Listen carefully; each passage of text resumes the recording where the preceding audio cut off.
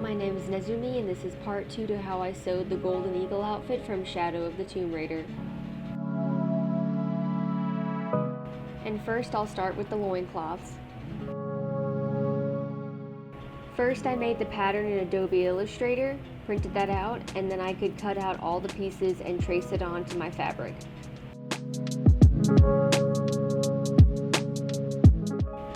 And first I started sewing all the gold designs. I actually learned this technique from watching quilting videos, but for super sharp corners like this, sew until you're about 1 stitch away from that corner, and then sew diagonally across it, skipping that corner. When you turn it right side out, you'll have a super sharp corner.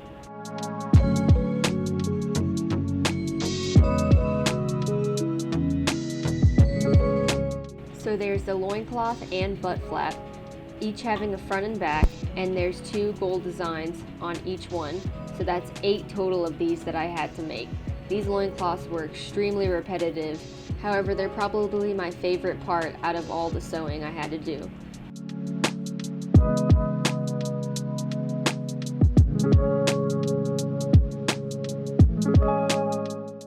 And then I just ironed it down flat, making sure all those corners are nice and sharp.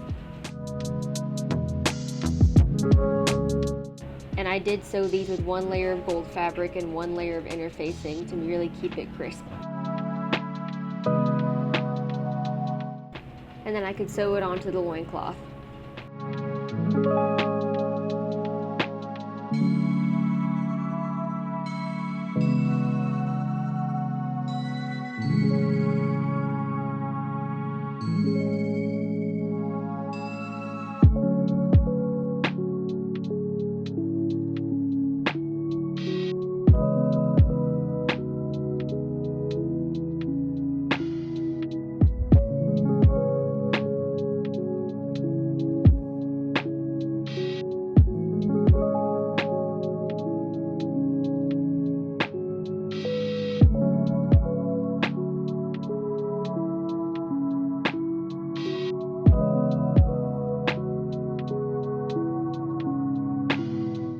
And I also sewed the gold to the bottom of the loincloth as well, keeping that bottom edge open.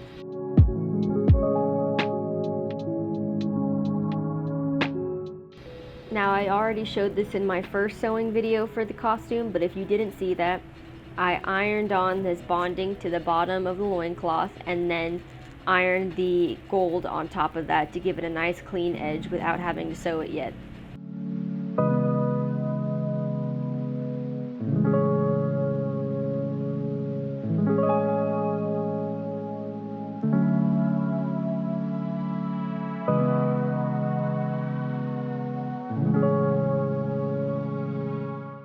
Then I made those gold tassels by covering a gold embroidery floss in Fray Check.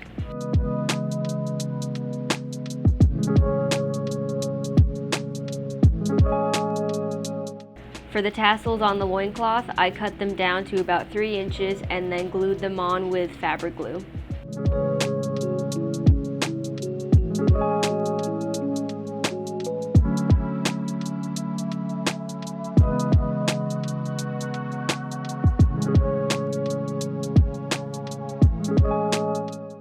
Then I sewed white twill tape over the top of those gold designs from before.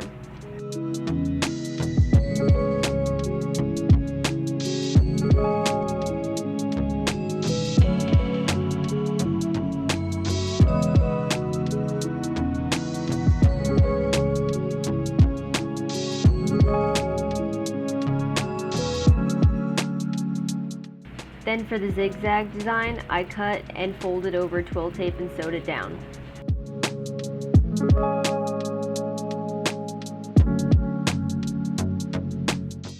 Now I was given really good feedback by a cosplay judge that I should have done this part by mitering the edges. And so if you're going to be following this tutorial or doing similar techniques for your costume, I'd highly recommend doing that.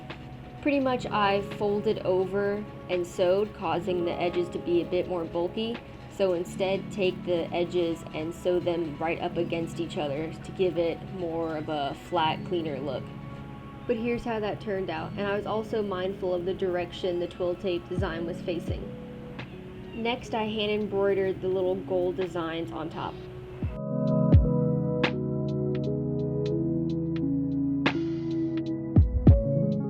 For the lines, I chose to do an outline stitch. I'm not really good at explaining this, so I'll link a video that explains it much better in the description below. But I chose this one so I could have a nice, clean, thick line for the 2 gold lines across the zigzag.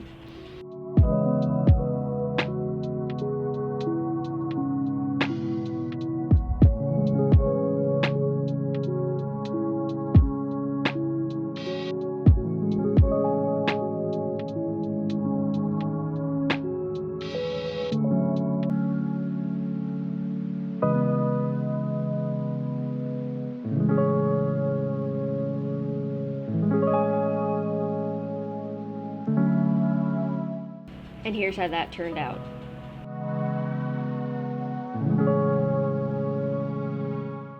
Finally, I could sew the front and back, leaving the top and bottom open so I could turn it right side out.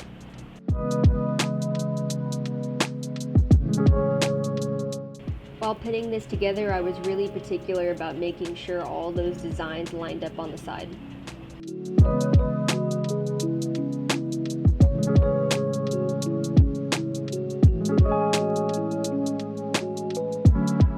And after turning it right side out, you can top stitch the bottom and the top. Next, the belt. For the blue belt and the arm wrap, it's just 2 long blue tubes, so I don't show it. But for the brown belt, I made a pattern out of cling wrap and tape first, and then I cut it out. Pretty much the shape is a slightly curved trapezoid with a larger one on the bottom and a shorter one on top. And then I sewed one side together. To avoid there being lots of stitches, I used fabric glue and glued the smaller one on top of the larger one.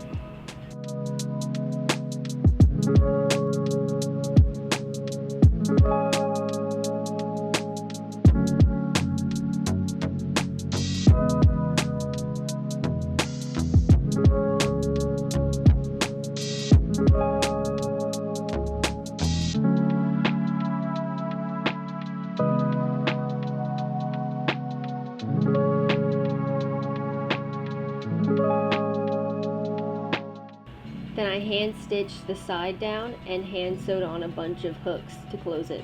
And I made sure none of my stitches went through the other side.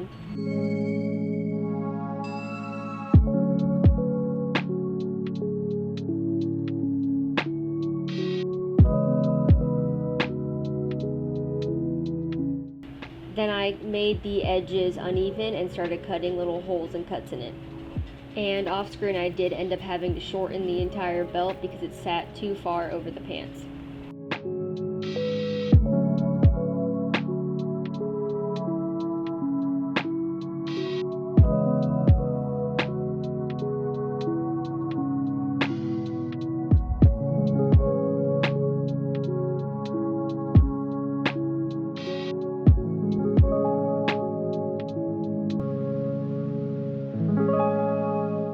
And to make sure the edges don't fray, I just ran the lighter across all the edges. And go quickly so you don't burn it too much.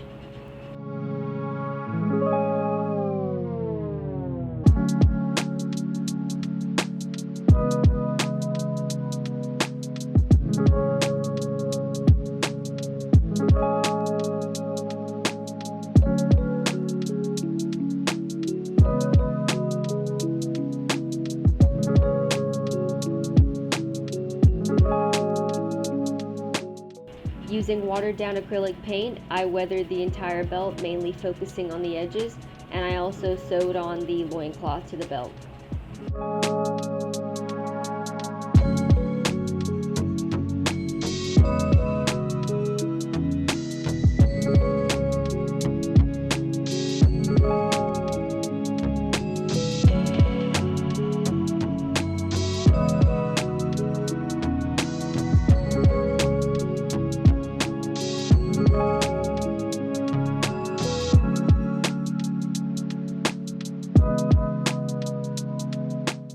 And here's how the belt looked after painting it.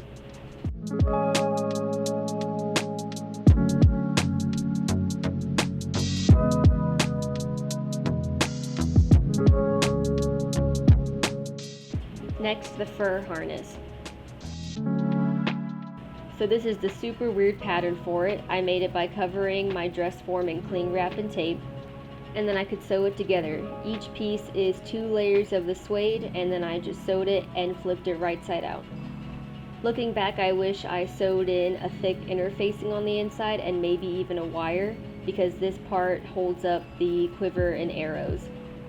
But anyway, you can start sewing all the pieces together like a really weird puzzle, as well as some decorative top stitching. And here's the harness without the fur.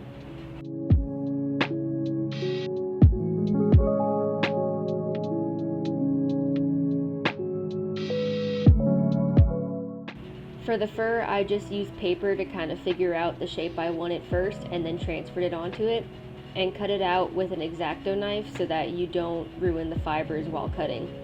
And then I only sewed the edges and the top, leaving the entire bottom open so I could flip it right side out. I sewed this from 2 layers of fur so the top and bottom looks nice. So when you're done sewing, just brush out the seams so that all the fur won't be stuck in it. And to avoid any ugly seams or stitches, I just use fabric glue to close up the bottom.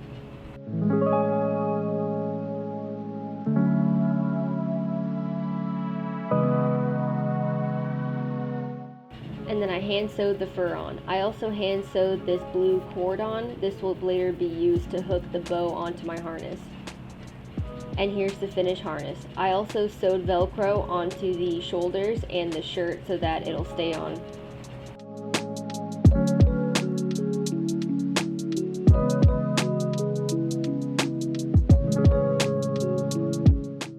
And here's the fully sewn costume.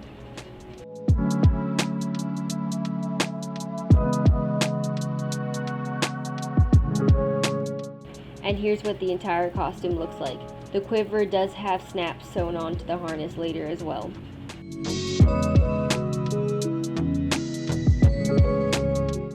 Thank you so much for watching, and please check out the other videos on how I made the costume. Please like and follow for more.